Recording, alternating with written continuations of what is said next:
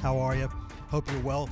Welcome to 10 at 3. It's 10 at 3 time in Tennessee. Wes Rucker coming to you here from 10 News Studio here, 10 News Streaming Center here on a Friday afternoon in Knoxville, Tennessee. It's been a rainy day. Was it raining? I think I got in here before some of y'all did today. Is it raining now? Or Yeah. Did it pass over? I mean, it's it's been like drizzling. It was pouring earlier, though. Kind of a classic. If you would like just drop the temperature down like 20 degrees, it'd be kind of like a classic fall day, basically. It's just a little warmer than it normally is, but a classic kind of fall day. You know, you go out there and you got the leaves on your car and it's a little, gray, and it looks like it's Ohio when you're out there, Because Ohio, the sun never shines, basically, for like 10 months a year. Why do you say that? Because the sun doesn't shine there for like 10 months a year. It's like England, except for it's not, near ocean. You got beef with Ohio? No, their weather, just like Kentucky, it's gray about 10 months out of the year. That's all. It's not a big deal. Elijah Nixon. Okay. Elijah I Nixon. ask who's it, joining us today. just ask it. I'm going to introduce you now. Elijah, what's going on, man? How you doing today? I'm doing good, Wes. How are you? I'm doing great. Actually woke up feeling all right today. So, it was another late night watching the Tennessee basketball games. Actually covered the men. And then kind of kept an eye on the women's game while both were going on at the same time there. That both of them just absolute blowout wins. It was 89-60 for the men over Tennessee State, 85-41 for the Lady Vols at MTSU, which Kim Caldwell said she thought would be a difficult game. It was not. I don't know that. I think MTSU scored no more than like 11 points in any of the quarters or 12 points. It was a rough night for the Blue Raiders at home. In their home, and I've covered actually a Tennessee women's game at Murphy Center before, and they've got a good fan base and they show out, and it's one of the few places in the state where Tennessee could go and actually get a little bit of a hostile crowd, and so that was interesting, but they handled it. They took care of business much more comfortably than they did last season when they played them in Knoxville. And for the men, despite no J.P. Estrella and no Bishop Boswell, they took care of business, 89-60 over Tennessee State.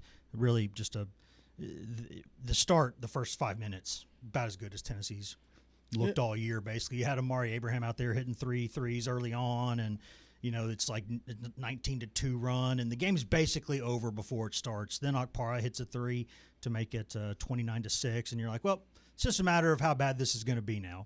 If Okpara hit a three, that means the game is pretty much over. 60% three-point shooter in his career at Tennessee so far, 3 for 5. Not the largest sample size. That's what I'm saying. So if he's shooting threes and he makes it, I'm not saying you can't shoot. But Okpara, you probably could fire it way better than I can.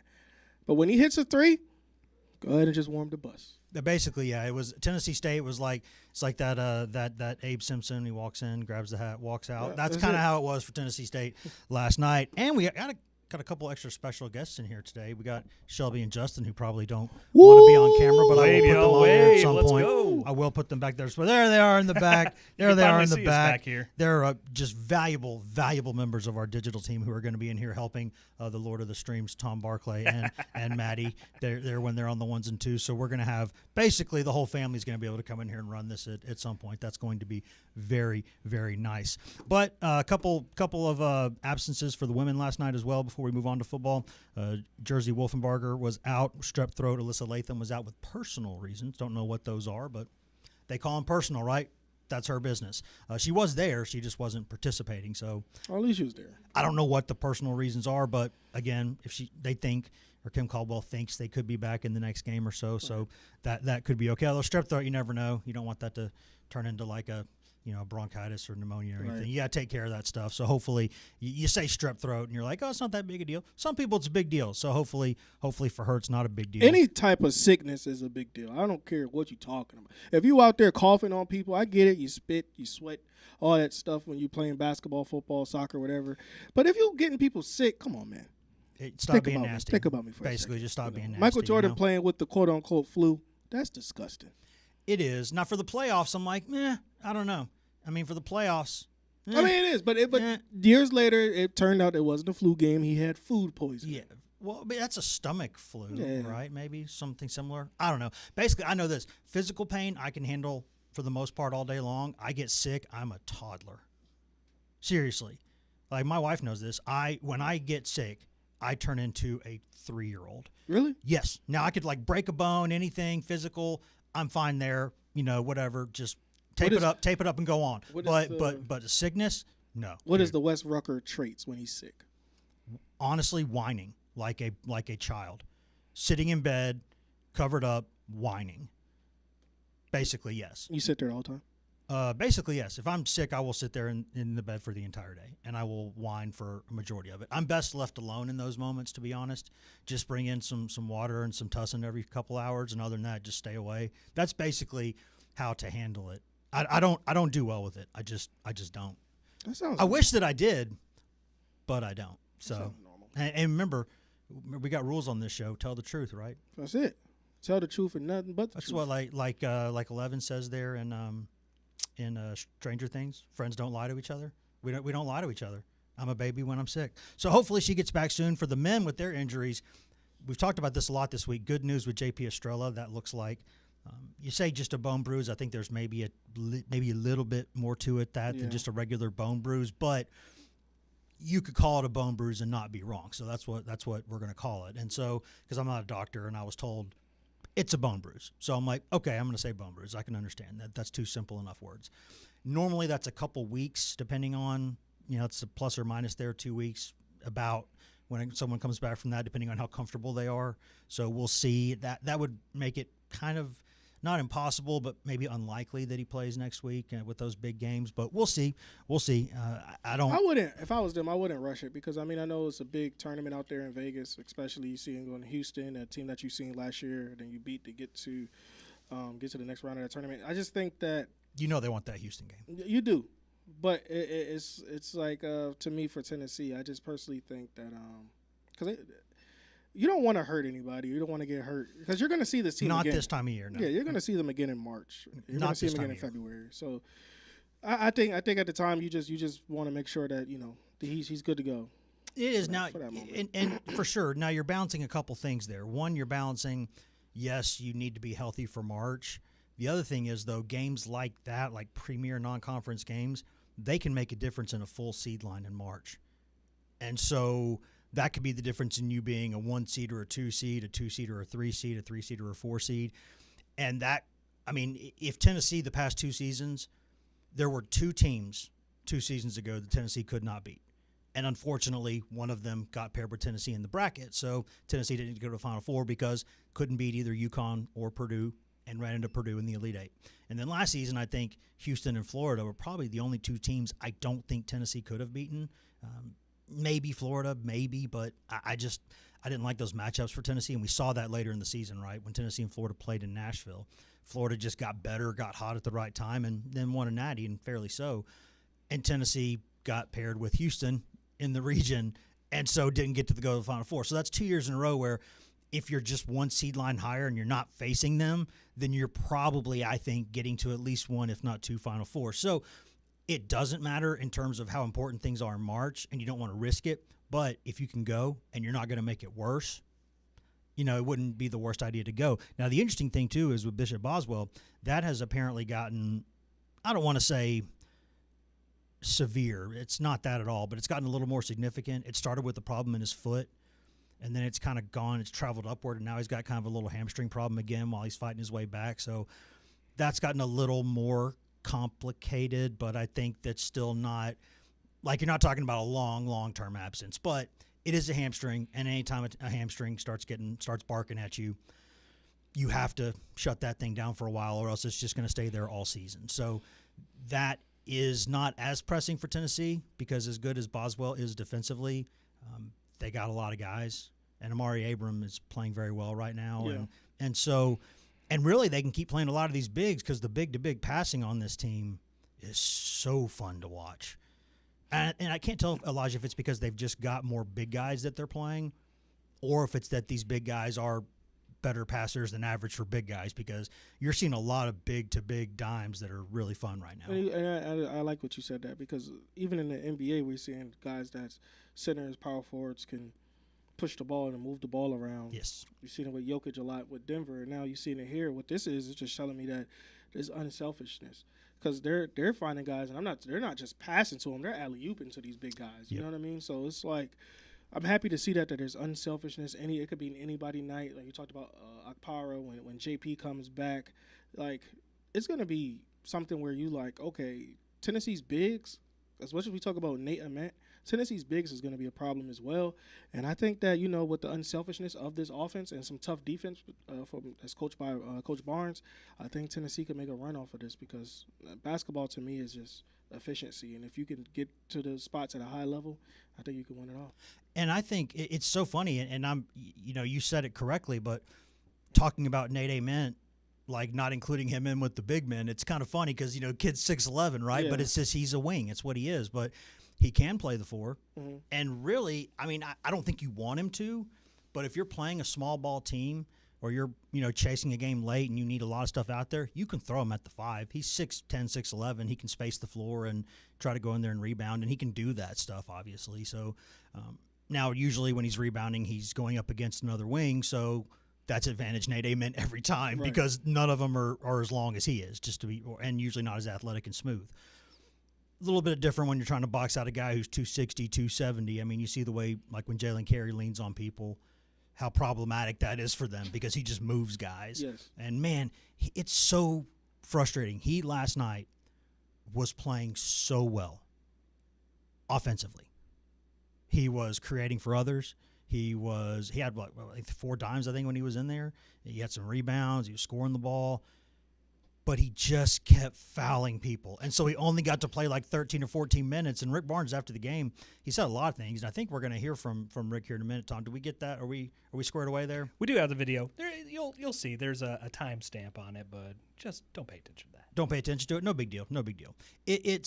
We'll play this in just a minute, but it was not included in the part we're going to show of Barnes, but after the clip that we show, he basically said it's a shame Jalen was being lazy on defense because he was doing a lot of good things when he was out there, but he was being lazy on defense and reaching when he shouldn't and got fouls and just trying to go through people, and so they couldn't play him as much as they wanted to. So, that's a little frustrating. And I think with a deep team, typically speaking, you have more allowance for guys getting in foul trouble, but Nate Ament's getting in too much foul trouble, and he's committing too many fouls that he shouldn't.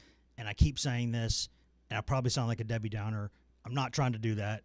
What I'm saying is they need to nip that in the bud because that is going to cost Tennessee in a big game this season if he keeps, putting 2 hands on guys on the perimeter, kind of reaching in when you're in space, right? You can't try to reach in when you're out in space. The official's going to see that every time. And you can't put 2 hands on the perimeter, the whistle's going every time. That's the thing what Rick Barnes was saying.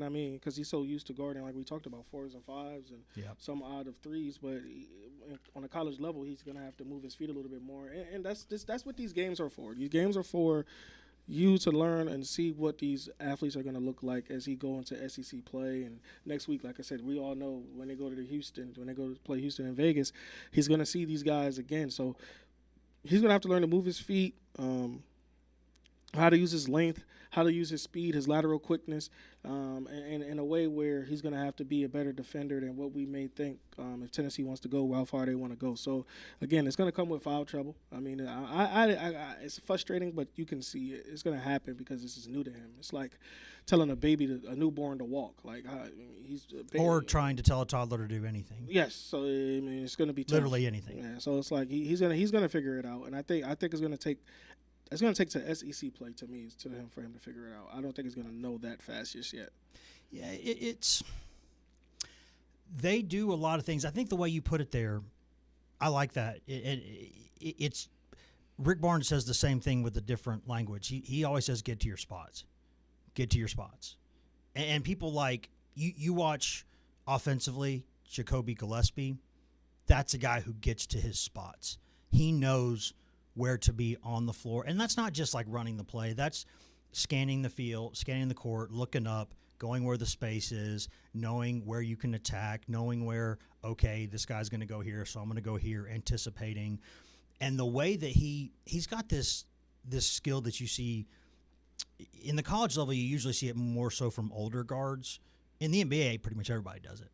But the way, how quickly he can get into that old school kind of triple threat position when he catches the ball, he can pull up on a dime, and that you give him a foot, he's going to put a jumper right between your eyeballs.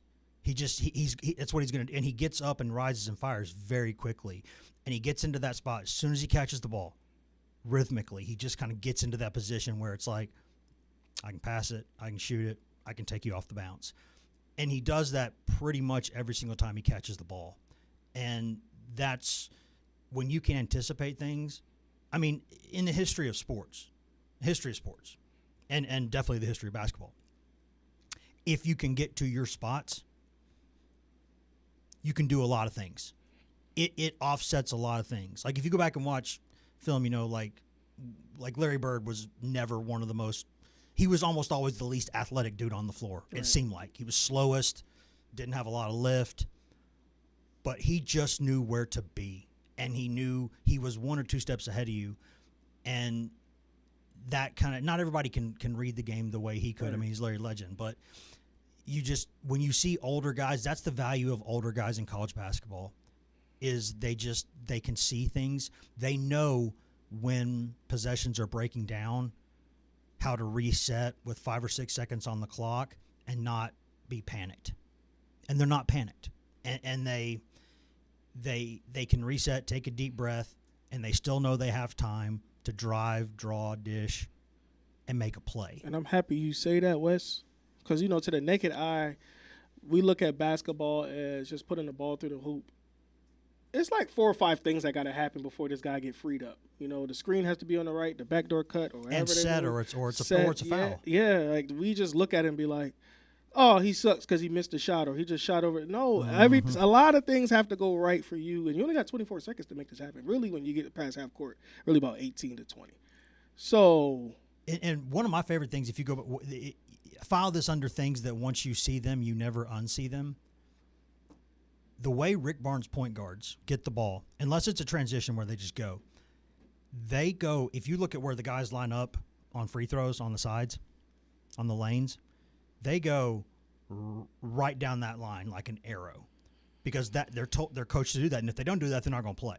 Right. Because that's those specific spots help determine the spacing in Tennessee's half-court offense, and it just, even if you're doing a secondary break, it puts defenders in a really difficult position, because you can kick out here for a 3, you can kick out here for a 3. You kind of have to commit, and you're either going straight down for a layup, or if they don't stop the ball, and if they do, you're far enough away where you can kick to the guy here or the trailer, or if you go toward the rim and someone's blocking it, you can hit back to the trailing 4 or 5 for a 3 from the top of the key. Exactly. And all this stuff is based off of you going down the court exactly there. Because if you don't, the other people are racing to a spot. Like they're not just going there. They're going there with a purpose. Like they're going, I'm not just running as fast as I can here. I'm running as fast as I can to this spot right there. Because that's where the point guard's going to throw the ball. And if I'm not there, I'm going to make my point guard look like an idiot. And I'm going to get pulled from the game. Even though people are like, what's the point guard's fault? Or that guy threw the bad pass. It's like, no, he's supposed to be in that spot. Like when the quarterback in football, sometimes he throws an interception and you go, why is he throwing there? Because the receiver should have been there. And so that's why all of these things matter. But what's interesting, and you'll see this video here in just a second, is that we've talked about a lot of the good things Tennessee's done. Right. And Tennessee was up 29-6 in that game, got up to 35, 36, wherever the lead got to, before a couple buckets late from Tennessee State. And for the most part, I thought looked okay. Not perfect, but okay. And you just knew, though, the end of the first half was sloppy enough and the second half was just sloppy enough that you just knew Rick Barnes was not going to be happy. It's one of those games where you win by 30 points, but you're really unhappy with, which is like Rick Barnes' favorite spot. Like you win a game comfortably, but you see enough problems where you can still yell and you can still get after him. You can still send a message. And you can tell last night, we're going to play this now. This is Rick Barnes last night. And you can see, tell me if this sounds like a happy coach or not. Tell me. Coach, just the first 8-10 minutes, is that as good as you can look on both ends? Yeah, even though, Rob, again, looking at it, I obviously get a chance to glance at it at halftime. Even though we were making shots, some of the details that we talked about wasn't as crisp as we wanted to. But defensively we came out and did a lot of good things, but then I thought we just got really sloppy, careless with the ball. But a lot of room for improvement for us, I can tell you that.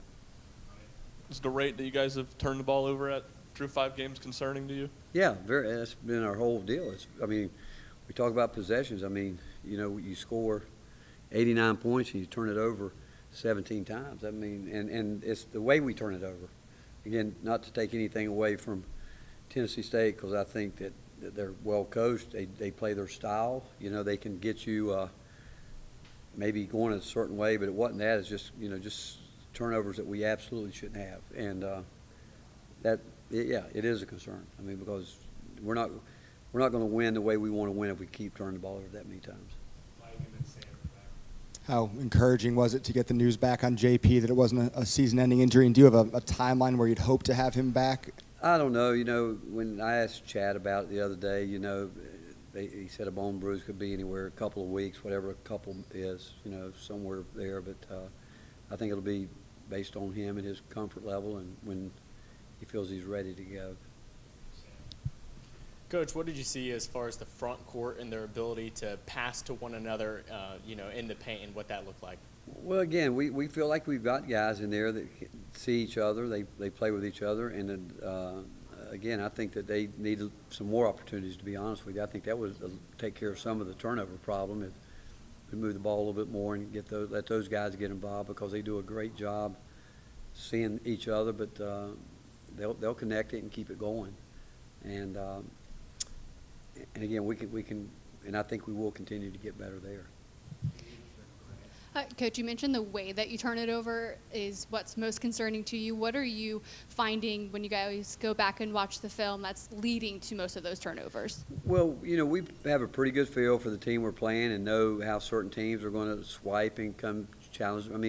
People know that we like to get out and run, so you get a rebound, people can take the attitude that we're going to get everybody back, or we're going to try to jam the rebounder and try to swipe to slow it down that way. And guys getting rebounds like Nate had at one time where he just put it down by his leg. And that's something we talked about with this group. And anytime you play a team that's got sometimes 4 guards out there, you got to know they're going to have to take those chances to do that. And then the Felix's first roll that we had. He threw it right into a defender putting his hand up, and again, give the defender credit. He did exactly what he should do in that tag position, but you can't. He just threw it right to his arms. It's those plays, and that's making. Again, it would be in the right read, but he's got to get the ball up, and he's got to get it over his head quicker than the guy can get his arms up, and it's those detailed things like that we've got to get better with. Did that sound like a happy coach to you? No, I love it. A little morose. I love it. That's a good word. With a game, when they get a blowout win, and Uncle Rick still comes out being just fire and brimstone from the Reverend. It makes me laugh every time, because I'm like, I know that, like, if you could have 35 things that were good and like 3 or 4 that weren't very good, those 3 or 4 are what he's going to talk about. And in fairness, Elijah, that is going to matter a lot more going forward, because sure. the ramping up part of the schedule is gone. Like, now you're playing Rutgers, which is okay. It's a step up, but it's not what they kind of were last season with Bailey and all those guys. I don't think they're quite that right now. And then the next day, Houston, which is ranked number 2 nationally right now and is getting a lot of votes, a lot of first-place votes. So, and we know the caliber of that program and Kelvin Sampson, and he and Rick are very close and do a lot of the same things. Like, they still do a lot of those rebounding drills, the old school ones, the real physical ones that a lot of the new school coaches don't do. Yeah. They do those board drills where it's you're just those bubble drills that are just miserable, and players hate them. But that's why they usually rebound the way they do, is because they do those every day. And right now, Tennessee's got enough bodies, even with 2 guys out, they can still do those drills every single day. And so, yeah, you got that, and then you're going after those 2 games. You got another one either Wednesday or Thursday, depending on how the first 2 days go. You'll have one of those days in Las Vegas to wrap that up, and then you've got Syracuse at Syracuse, which you go to the Carrier Dome, you're always going to get a fight up there, and then after that you got Illinois in Nashville, and Illinois is a top 10 team right now, so. Or at least was as of last week. I haven't seen the updated rankings, but they're a good team and really well coached and always good. So Indiana coming out. Yeah, you've got a lot of stuff coming up that's that are big games, and then SEC plays just right around the corner too. So the ramp up portion, like the play dates are done. Like this is going to get more physical and tougher now. Yeah, and that's why I like what Rick Barnes does. I mean, he stays hard and coach those guys hard on those guys, because it's like, think about it, like when it's time to play these actual really, really good teams, it's no disrespect to Tennessee State and Mercer and stuff like that, but you got to play your best ball night in and night out. In the SEC, Florida is a good team. Kentucky is a good team. Alabama's not a team to sleep on. Kentucky's a $22 million roster, so they ought to be good. Yeah, so you're not going to sleep on Alabama. Auburn's always in the mix.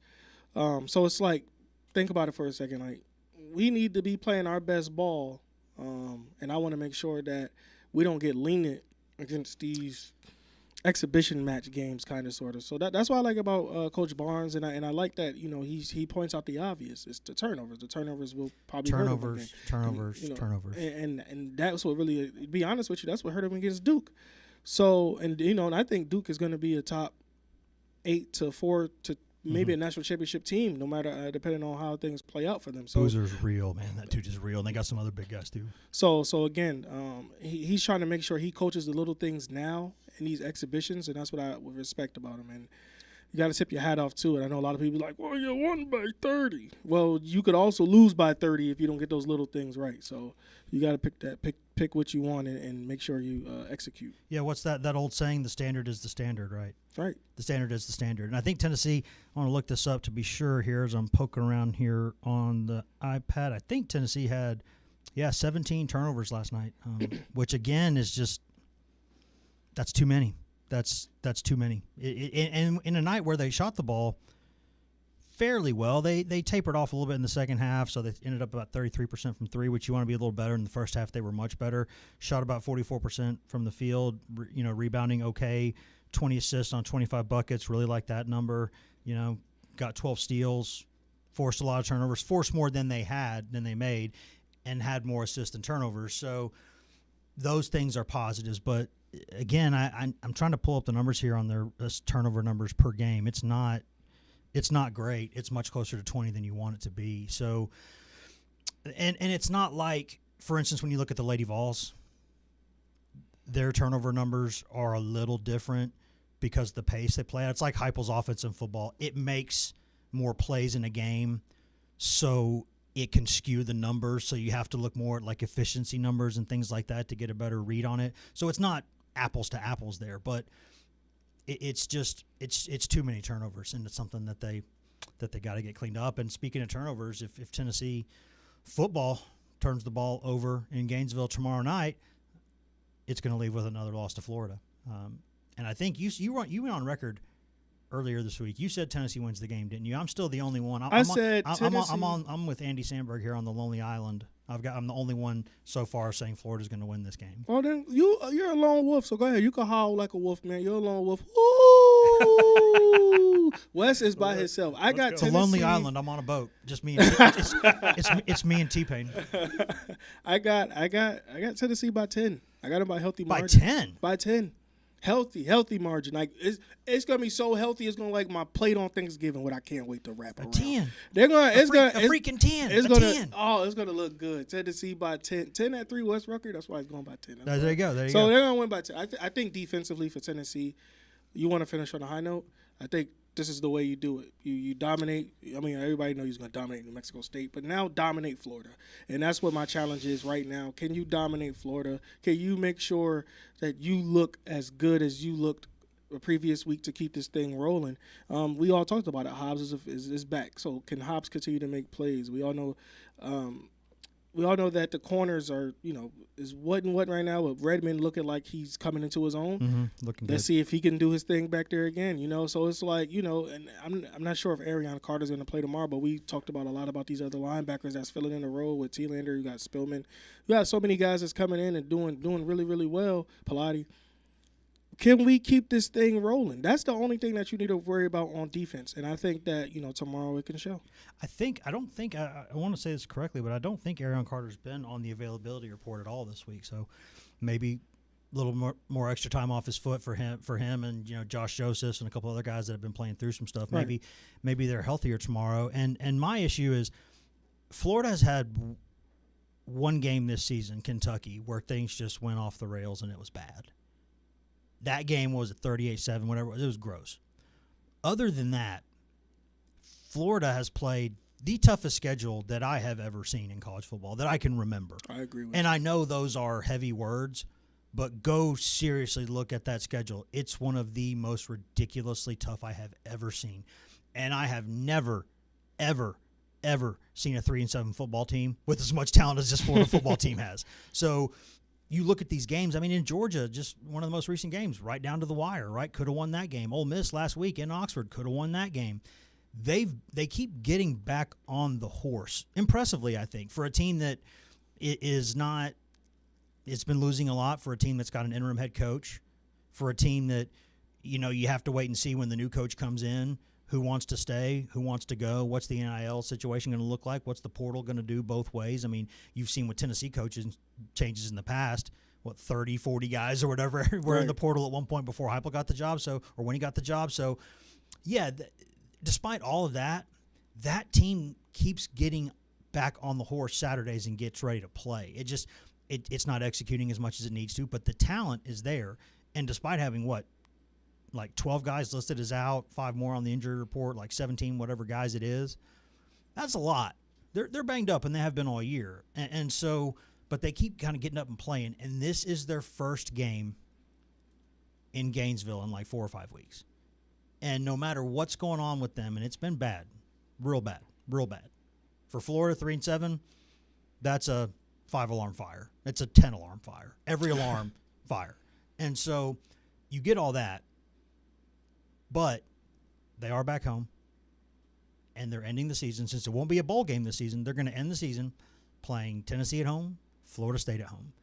So if you're a Florida player, those are 2 games that I would think get your attention, because this is one of those ones, and the interim head coach, Billy Gonzalez, talked about it this week, that they're playing in meetings, and they're playing on a loop in the facilities when players are walking around, all the videos of all the players, the stars from both teams, the big moments in this series and how much this thing means. And so at the end of the day, it's a 7:30 p.m. Eastern game in the Swamp, and Florida and its fans, at least going into that game, we'll toss everything out the window for a few minutes and get on the same page and get ready to go make noise and make life hard for Tennessee. If Tennessee, and this is, I don't want to say this is the only way I think Tennessee wins, but it's by far the most likely, in my opinion, ways that Tennessee could win this game. A fast start. If Tennessee gets out to a fast start, then you wonder if Florida's going to keep playing as hard. Then you wonder if the Swamp is going to make noise even at night. If you can take the steam out of that game early, if you can deflate the crowd, hit a couple big plays early, I'm sure they've got some good stuff schemed up. They usually do early in games. Right. Hit Brazel downfield, hit Staley over the middle on a seam where you've cleared out the field and you get him one-on-one with somebody. Mike Matthews, we know how electric he is in the open field. Hit something there, or Ethan Davis even, hit something there. Hit a couple big plays early, then I think it could turn into a somewhat comfortable game for Tennessee. That's the only way, though, that I see it being anything other than a close game. And if it's a close game, I'm looking historically, Tennessee on the road against rivals, close games. In the Heupel era, that's one thing they haven't really done well yet. They just haven't. And so if it's a close game, I think Florida wins it. But if Tennessee can get up, then I think it could start scoring and make them uncomfortable. But that's just, we do all this game theory in our head, right, about what it's going to look like. Right. And then the ball gets kicked off and all hell breaks loose and you never know what's going on. But that's how I'm looking at it, basically. Yeah. I like I said, I think that, like you said, they jump out to a big lead. But like I said, it's going to be defense, man. I think defense is going to be the one be the determining factor of this one. We all know Tennessee's offense can put up points and put up a lot of yards, but I think defensively is where you're going to start to lean on, because I got to start building foundation in that room because if I'm Josh Heupel, I mean, college football playoff isn't set in stone yet, but you know that You're probably not in it. you're not in it, probably. And you want to start rally up the troops for next year and start building up confidence for your defense, because some of those guys, or most of these guys, can be back. And if they're back and they see how they're playing last year, and then you add some pieces, which I got some dark horses where I think they got add next year offensively, I think you're putting yourself in a really good shape to head into this 2026 season. And I think but it has to start on the defensive side of the ball. Yeah, and it's my concern there is DJ Lagway on third downs. Right. Is that I see this scenario in my head. It keeps playing kind of on a loop where it's 3rd and 6, 3rd and 7, 3rd and 8. Florida spreads the field. Tennessee either comes after Lagway and doesn't get to him, or drops 7 back into coverage and tries to get there with 4 or 5. And even though it's covered up initially, he gets out of the pocket. He runs 10, 11, 12, 13 yards, slides or goes out of bounds, and the chains move. I just keep seeing that over and over in my head. And that is something that for a while there, like last season when Tennessee – last season for a lot of the season was the first time in a while that Tennessee had finally hemmed up that stuff. Because that had been killing Tennessee for years. For years. And it is the most deflating thing for a defense. It's not like, offense throws a pick 6 and it's like a decapitation strike, kind of like one of those moments. But it's just like little paper cuts. And they just, eventually you bleed out. And that's what happens. And so it's like in boxing, right? You take body blows and they soften you up. And then the uppercut comes and knocks you out. And it just, every time you do that, every time you allow those 3rd and medium or 3rd and long conversions, especially when you have a chance to get to the quarterback and you don't, or you just let him leak out of the pocket. And Lagway is talented enough to do that. And Lagway is also talented enough to buy time with those legs and then chuck the ball downfield on a dime where it needs to be. Now, he's inconsistent. But last season against Tennessee, that joker was good.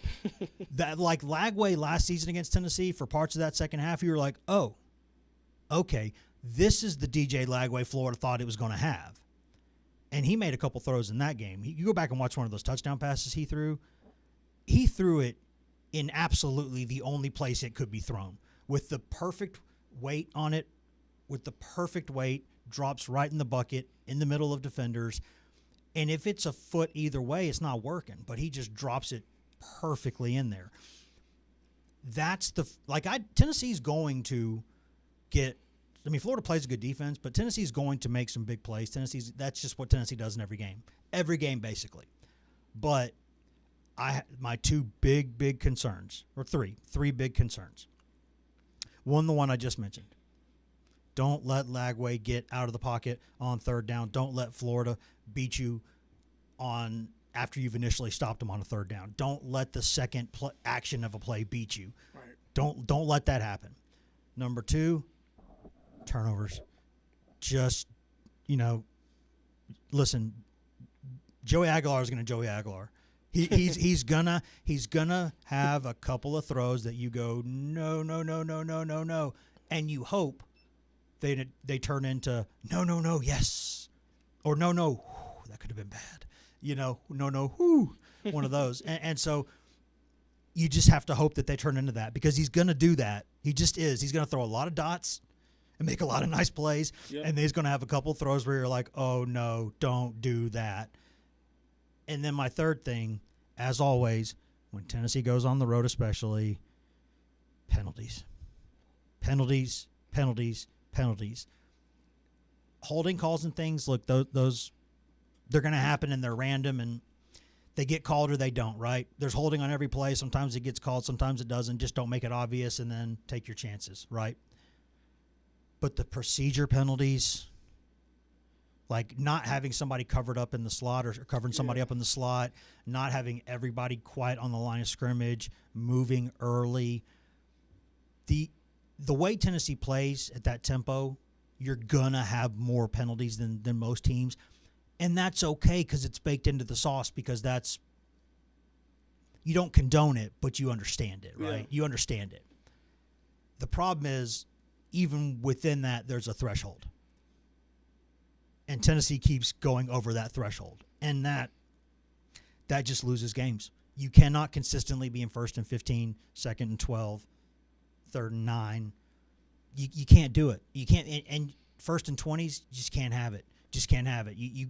They've got to get procedurally where they need to be, and they just don't do that well on the road, especially. They just don't, and that's got to change. I think this is a grow-up game. I mean, we talked about the young guys not being young no more since the offseason. This year right here has to be a grow-up game, and this is for these guys to grow up and minimize the minor penalties and play their best ball. But if I'm Josh Heupel, like any away game, you want to go in there. You want to take the air out the crowd early. Mm-hmm. You want to go out there and suck the air out of the building. Yep. You want to hear a pin drop if you can at the end of the first quarter. I'm not saying that's what's going to happen, but you want to make sure that happens because you give a team like Florida any type of hope at home, Early especially. and they didn't play there for 3 weeks.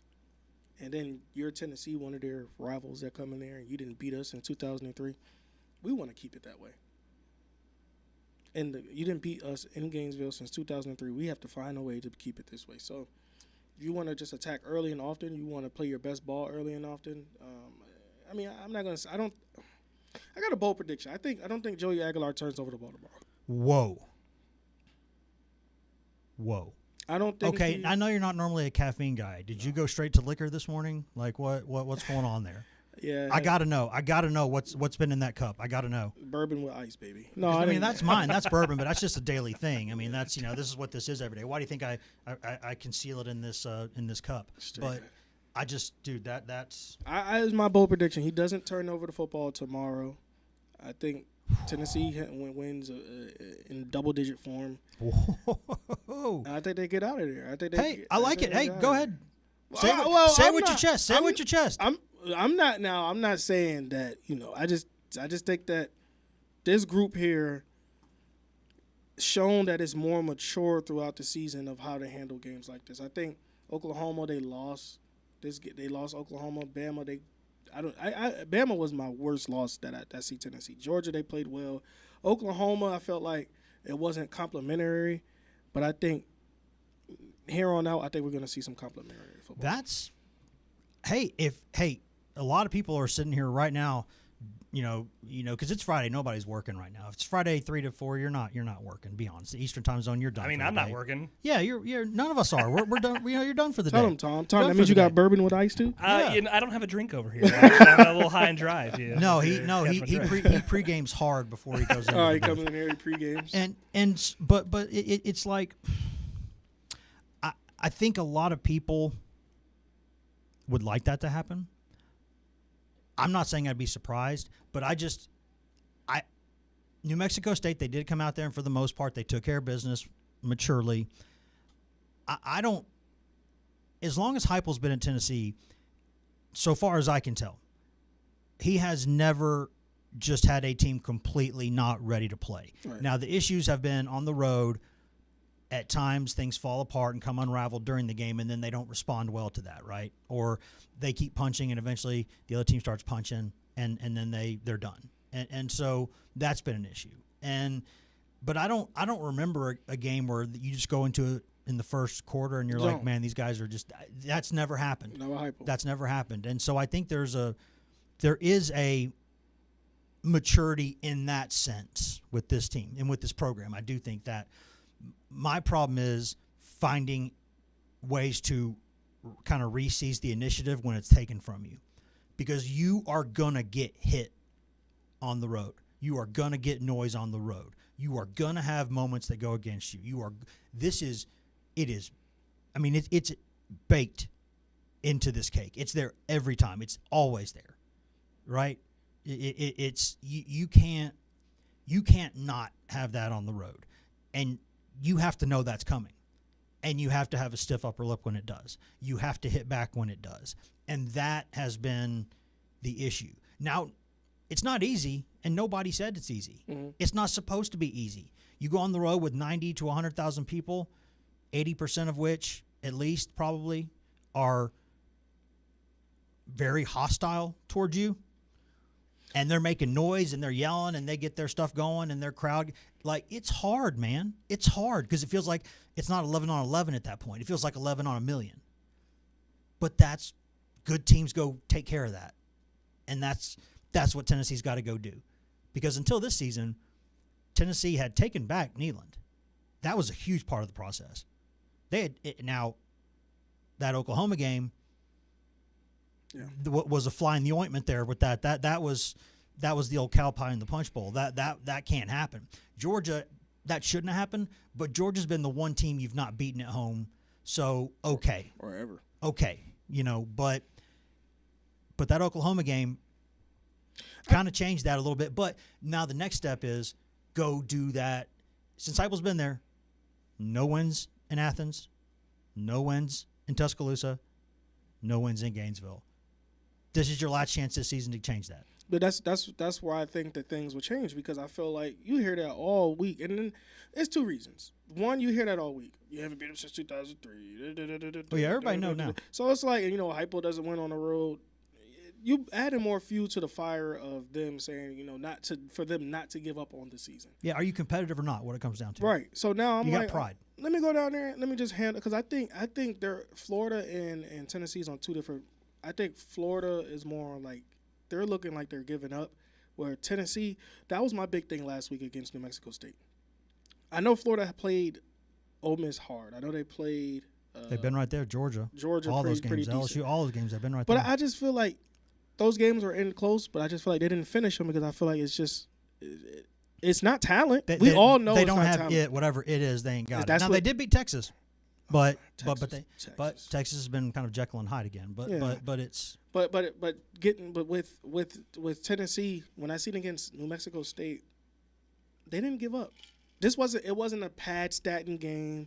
It wasn't somewhere where it was like, oh, we're not going to make the college football playoff, win or lose, or anything like that. Like, yes, one of the interceptions that Joey Aguilar threw was ugly, but that was Joey. That's not what he hasn't done before. it was so ugly that even its mama doesn't love it. Like, that's how ugly Yeah, it was. it was ugly, but at the same time, this group showed that they didn't give up. They didn't personally.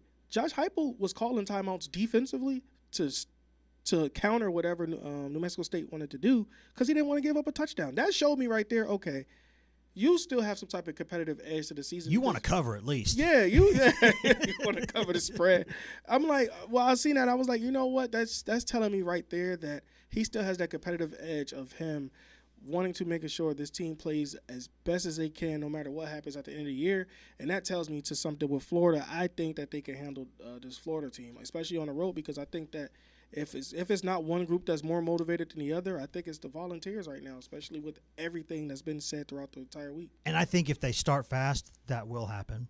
If they don't start fast, right, then you can get up a creek in a hurry, and that's the concern. That what's wild is there are people in this building right now, who in their lifetimes, Tennessee's never won down there. Yeah, that's crazy. Think about that. There are people in this building right now who, in their lives, and just yesterday when Emily was with us yesterday, she was 2. Yeah, I'm like. She was 2 Oh, last time 2003, Tennessee won down there. And you know what? I covered the game, so how freaking old am I? I was young then, but still, I covered that game. That's how old I am. I covered that game. I am a dinosaur right now. That's what I feel like. Yeah, I was 8. There you go. See? And that's a long time. Like, that's the in the amount of time that Tennessee has not won in Gainesville, that amount of time could buy a beer right now. That's wild. Think about that. Like, I don't even know what I was doing at 8 years old.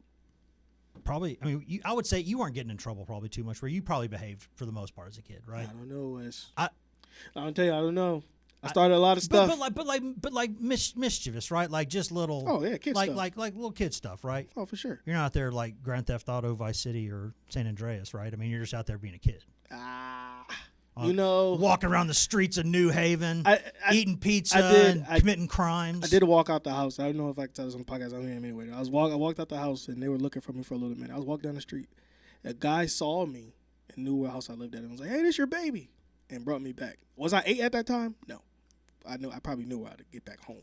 But, yeah, I walked out the house. If you didn't know how to get back home at 8, yeah, it's – I mean, you're 8. Like, at that point, you ought to be like, yeah, turn left here. You know? Yeah, get back. I mean, probably. 8 years old. But I don't even know what I was doing. Of course, let's say that as the guy who still occasionally, if I'm not paying attention, I will drive past the exit to my house and just if let's say like the November Rain guitar solo is going on or something, like I'm just fired up. I will occasionally just be sitting there and I'm like, oh, that was my exit back there. And that's just going home. Now going home from here, I just go down a mile. That's easy. But so, I mean, it happens. What grade are you in at typically 8 years old? Second grade? Third grade? Second grade, third grade. No, Tom was holding up 5 minutes, not fifth grade. If you're in fifth grade, fifth grade at 8, you're freaking smart. You're Doogie Howser. Whoa. You're gonna like. That's also another reference. It's probably not going to be picked up by people who don't remember the last time. No, people don't know what Doogie Howser is anymore. Seriously. I mean, how old is that show? That was a early '90s show, was that not? I think so. Yeah. Dang it. Neil Patrick Harris so was a old. kid back then, actual kid. That's Old. the whole point of the show. Can I ask you this? I know we're a week ahead of this, but I know we had a potluck here today. And I didn't get anything because I was preparing for this show hard. By the way, there are tons of. Let's go grab some stuff after Just this. saying. Because I smelled that honey baked ham and I was like, damn ham. I heard earlier I detected an unmistakable smell of honey baked ham. There was definitely ham. It was like, I know that smell anywhere. It was like I went up to the third floor earlier to get ice because that's where the ice machine is because I haven't the revolution that I've started to get an ice machine on this floor. It's in its infancy, so we've not gotten there yet. But we'll take a lunch break together, Wes. Yeah. So, but I want to know if Thanksgiving, what are your 5 things that has to be on your plate? If you need 5, I'm not gonna lie to you. I could probably go more, but I could. I mean, there's almost nothing that I don't put on that plate. Sweet potatoes are number 1 for me. Sweet potato casserole, sweet potato pie, all of it. Like, it's sweet potatoes everything. I put it on the turkey. I put it on the ham. I sweet potatoes, corn pudding for me. Always I'm also up there. a corn pudding guy. Yeah, it's got to be corn pudding. Big corn pudding guy up there. And then probably the mac and cheese, especially if my brother-in-law's making it. It's really good. What kind of mac and cheese are we talking here? Are we talking the stuff with the breading on it, or like a little bit of crunch. Breadcrumbs? Just a tiny bit of crunch in it. Just a tiny bit. We had this argument a long time ago. Yeah, in the newsroom. and it's like in the way the like, sides are set in the. Yeah, it's like. Well, I'm set on the non-breadcrumbs. I am also on non-breadcrumb side. I'm on just as much cheese as you can possibly. But that's what I like. The cheese. I'm talking about just a little bit, just a little bit, just for texture, just for texture. Please. And then green bean casserole's up there for me too, probably. Or squash casserole, either one. Okay. And then, boy, it's tough. I mean, my dad's stuffing probably that rounds out the 5.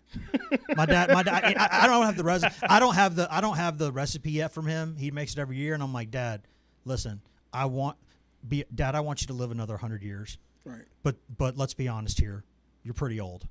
At some point. You can't leave this earth without passing down I have to know how to do this because at some point, like, you have to think about your family, sir. You just have to do that. All right. I'll take that. You got a 5? What's your 5? Macaroni and cheese. Mm-hmm. I'm gonna go sweet potato pie always number 2. That's my number 1, but yeah. And then I'm gonna go yams if that's in the sweet potato pie category. I'm gonna go mashed potatoes. You're going starchy. Oh yeah. I don't. Who goes asparagus and broccoli on Thanksgiving? What about green bean casserole? No. No. I didn't even heard of corn pudding until you said that. Corn pudding's that's a thing. You're not a corn pudding guy? Oh gosh. Corn pudding's a thing. Oh. It's good. Oh man. I don't even know what that is. It's super thick cream corn basically with texture, and it's really that's the simplest way to put it, and it's magnificent. I'm gonna go ham. Sweet or sweet or salt? Sweet. Oh, sweet. Right. I love it sweet. Mm-hmm. And then I don't know. Not so easy when you're on the spot. No, it's the last one, Tom. I don't want to. You only got 1 minute, so. I'm just Dun, gonna. dun, dun, dun, dun, dun, dun, dun. Who wants to be a millionaire? I'm there's gonna so much to I'm gonna have choose to. I'm gonna have to go with probably another dessert. I'm gonna have to go with Oh, I don't include desserts in there. That would be a separate 5. Oh, that's separate 5. Number one. Sweet potato pie is a dessert, right? I put it's both. It's functional. It can go either way. But yeah, it would be pecan pie for me, number 1. You like pecan? You almost got me to say that word. You like pecan pie? Love it. Number 1 for me. I'm a fan of all pies, honestly. Yeah. I mean, honestly, I make No, you don't like blueberry. Oh, you're right. I don't like blueberry pie. Oh, I knew. I was You're saying correct. whoever But likes who's blueberry serving pie. blueberry pie on I do. Thanksgiving? You like blueberry pie? grow my own blueberries, man. Whoa! I grow my own blueberries, blackberries, and raspberries. You like the first person I ever met that loves blueberry pie. I like anything with blueberry in it. I'll buy that as a joke. Anything. A drink with blueberry in it. Oh, love it. I'd rather eat key lime. Okay, Key lime's fine. Do not. Nope. You like key lime? Key lime. Nope. We don't talk bad about key lime pie in this house. I throw key lime pie in the trash. Listen, he might be a Midwestern man, but he knows key lime pies. I'm all a right? Southerner. What do you Missouri's not. I'm not going to go into my whole life history. I was in the dang military. I traveled all over the place. Okay, that's fair. And again, thank you for your service, of course. But you talked about time in Missouri, and it's its own. It's not Southern. It's not Midwestern. It's Missouri. It's its own geographic Missouri entity. these days would beg to differ that it's in the South, given the whole Well, first of being all, in the Southeastern Conference. First of all, Louisiana will tell you that Tennessee is not the South. Well, then Louisiana would be wrong. Kentucky's not the South, but Tennessee is. That's the border. They say the South to Louisiana is It snows. Alabama. If it snows, it can't. If it snows, it can't be South. Yeah, they said for some reason they thought South Carolina was South. They got South in its name. Like we got elevation, man. It's about as south as it gets, other than Florida and Georgia. I was so confused. I was like, how do you put that together? Like that doesn't make sense. Dude, we're gonna have this conversation again next week because we have Yeah. to end this here, and I gotta- really want to have that conversation. No. We will no. This is going to be no. You know what? And we got to put because really quick tease before we get out of here. Next week we're going to put a couple of episodes in the can so we can have Thursdays and Fridays because I'd work, but I don't want everybody else having to do stuff. So like we're going to put them in there. So we're going to do like a mailbag and maybe Thanksgiving thing too. We'll dress up festively. It's going to be a good time. A good time will be had by all. But for now, Elijah, my man, thank you for being here. Thank you for having me, man. And you know what, Tom, Justin, Shelby. Woo! Thank y'all for being here too. Give us Always- Shelby, come on, always turn a left. pleasure. Give us a Always thumbs a up. pleasure. Thank you. Minimal effort there. That's all right. We'll take it. Guys, have a good weekend. We'll be back on Monday to talk a lot about Tennessee football, obviously leading off, and we'll see where things go from there. So we'll see you in about 23 hours and 2 days.